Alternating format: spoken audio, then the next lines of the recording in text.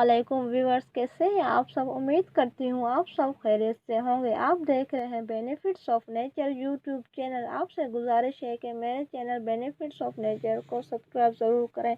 आज की वीडियो कुदरत का अनमोल फल नारियल पर है। कुदरत ने इस फल में बहुत से फ़वाइद रखे हैं। आए तो देखते हैं इस फल से हम कौन कौन से फ़वाइद हासिल कर सकते हैं।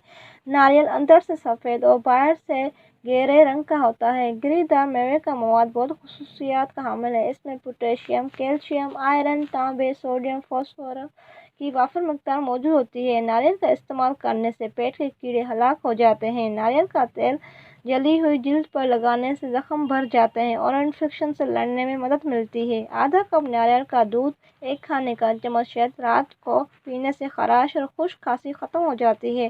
गिरते हुए बालों की सूरत में नारियल का तेल सर पर लगाने से अफाका होता है। नारियल का दूध जिल्द के दाग धब्बे दूर करने में टॉनिक का किरदार अदा करता है।